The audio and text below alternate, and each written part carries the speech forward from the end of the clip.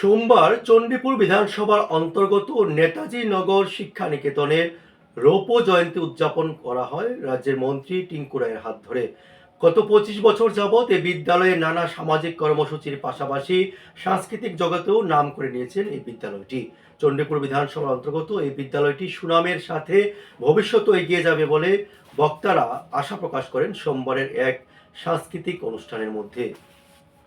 আজ সময়ের সেটা দাবি আমাদের শিক্ষকতা যারা করছে, কারণ আপনারা যারা শিক্ষকরা রয়েছেন, আমার নজরে আমি একজন সাধারণ মানুষ হিসাবে যদি আপনাদের সামনে কথাটা বলি, আমার নজরে একজন শিক্ষক বা শিক্ষিকা একজন মূর্তিকারের মতো।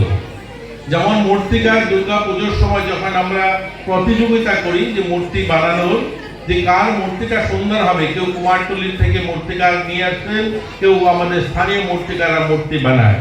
দেখবেন সেই মূর্তিকারের তার যে ভাবনা বা তার কল্পনা, সে যেভাবে ভাবে ঠিক সেভাবেই মূর্তির রূপ ধারণ করে।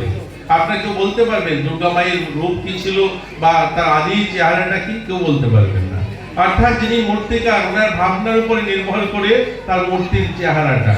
এরকমই আপনারা একজন শিক্ষক বা শিক্ষিকা, আপনারা যে স্তরের ছাত্রছাত্রীকে পড়ান সেই স্তরের ছেলেমেয়েরা তারা নিজেরা তৈরি হয় আপনাদের ভাবনার উপর নির্ভর করে। আপনারা যেভাবে ভাবেন, আপনাদের কল্পনা, আপনাদের স্বপ্ন, সেইভাবেই তৈরি হয় ছেলেমেয়ের ভবিষ্যৎ বা ছেলেমেয়ের চেহারা।